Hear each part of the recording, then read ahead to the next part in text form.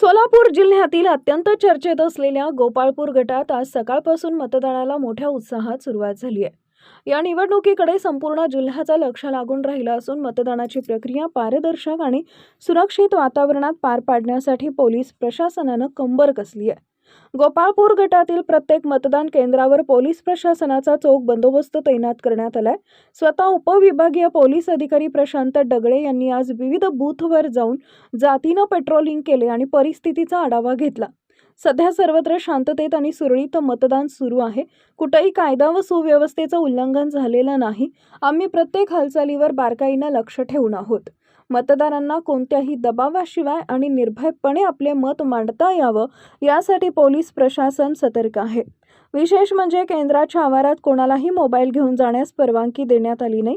प्रशासनाच्या या आक्रमक पवित्र्यामुळे गोपाळपूरमध्ये मतदानाची प्रक्रिया अत्यंत शिस्तबद्ध पद्धतीनं सुरू आहे. आज जिल्हा परिषद व पंचायत समिती निवडणुकीच्या अनुषंगाने मतदान हे प्रक्रिया जी आहे ती चालू आहे. याच्यामध्ये वेगवेगळ्या शाळांमध्ये, वेगवेगळ्या इमारतींमध्ये, वेगवेगळ्या गावांमध्ये आमचा पोलीस बंदोबस्त नेमण्यात आलेला आहे. पोलिंग पार्टी सोबत आमचे होमगार्ड्स व कर्मचारी नेमण्यात आलेले आहे. त्याचबरोबर सेक्टर्स 19 सेक्टर्स असे आम्ही स्थापित केलेले आहे, ज्यामध्ये जे टीम लीडर आहेत ते PSI व API दर्जाचे अधिकारी असतात. त्याचबरोबर PI दर्जाचे अधिकारी ही त्यांना ज्युरिडिक्शन वाटून दिलेले आहे. त्याचबरोबर 2 SRPF सेक्शन्स आपल्याकडे उपलब्ध आहेत. त्यांना हाफ सेक्शन मध्ये डिवाइड करून आपण वेगवेगळ्या ठिकाणी डिप्यूट केलेलं आहे. महत्वाच्या सूचना ज्या आहेत ते सर्वांना दिलेल्या गेलेल्या आहेत. महत्वाचे काही सूचना, उदाहरणार्थ जे पोलिंग एजंट असतात ते मोबाईल आतमध्ये घेऊन जातात, ते बिलकुल अलाउड नाही आहे. त्यांचा मोबाईल जप्त करून त्यांच्यावरती त्यांचे जे काही पोलिंग एजंटशिप आहे ती बाद करण्याचं आम्ही पोलिंग अधिकाऱ्यांद्वारे करून घेत आहोत.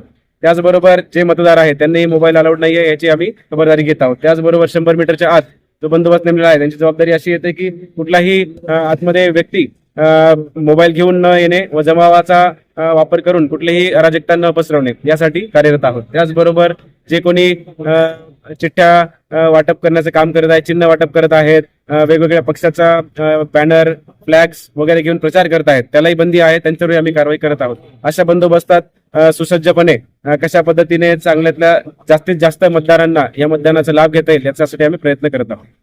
ताज्या घडामोडी जाणून घेण्यासाठी शिवशाही न्यूज यूट्यूब चॅनलला सबस्क्राईब करा. आपण हा व्हिडिओ फेसबुकवर पाहत असाल तर फेसबुक पेज फॉलो करा आणि शिवशाही न्यूज.com या आपल्या वेबसाईटलाही भेट द्या.